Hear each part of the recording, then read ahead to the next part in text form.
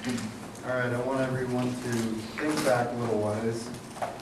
Think basically to the beginning of time and just imagine if we didn't have birds on this earth or anything like creatures that would fly or anything like that. What we'd have is we probably wouldn't have designed airfoils or airplanes or know anything about flight by now. And if you really think about it, it's only been 100 years since the creation of flight, as in first flight of the Wright brothers. So what I'm here to talk about is I'm going to inform you of there's 6 different parts of an airfoil and which ones dramatically change. Well, actually all of them dramatically change, but the way of lift.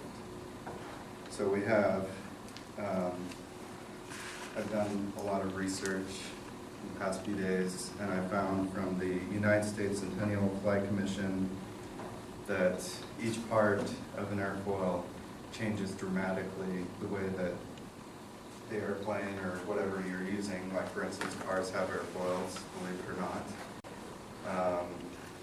changes it dramatically in the way it operates. So I'm going to draw an airplane wing airfoil for you. Hope everyone can see this. I know my drawing's probably not that great. Okay, so we have that. Can everyone see that pretty well?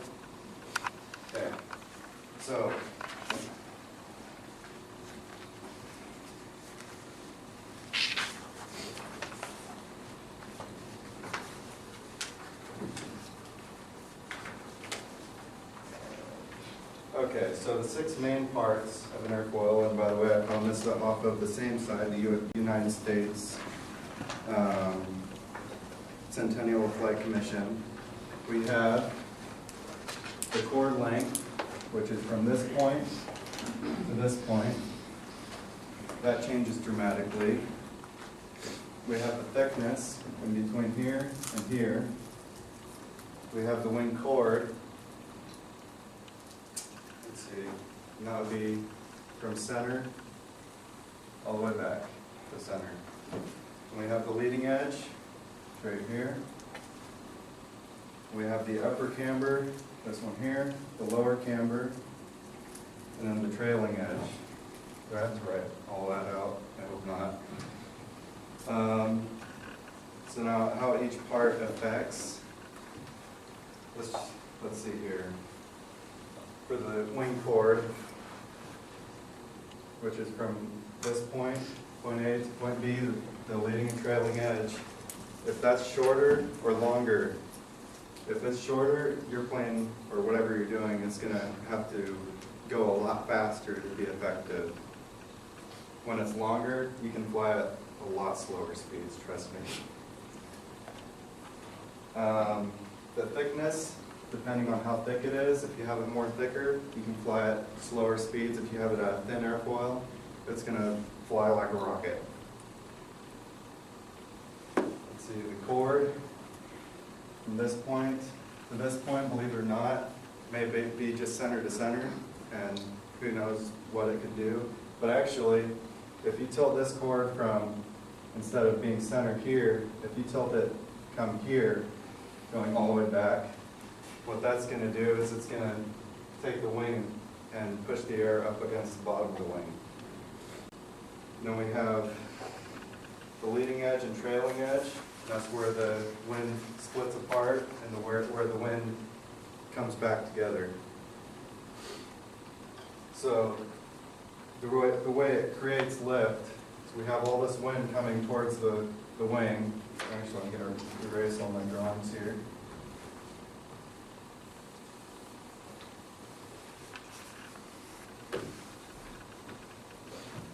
Alright, so we have all this wind coming towards, or the air coming towards the wing. The wind coming under the wing, first it gets split by the leading edge. The wind coming under the wing is going to hit the bottom of the wing, creating it to lift off. And then, have I'm pretty sure that every one of you has played with a basketball, correct? Okay. What happens when you throw a basketball on the ground and it bounces off? It's going to come back down, bounce off again, come back down, correct? Well, it's the same way with wind. When wind hits the top of this wing, it's going to bounce, come up over, and then meet. Right? What does this do? It creates a big air pocket, which actually creates a giant vacuum. So it's actually vacuum suction picking the wing up. So we have a couple different types of wings. Well, actually 3. We have just a general, normal style airplane wing, flat bottom, curved top. And this is pretty fast. It's a little bit shorter. And then we have this one, which is actually meant for really slow flying because the bottom of it is curved.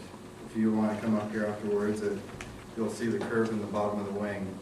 And what that does is it creates the air to run across the bottom. So there's a few things there.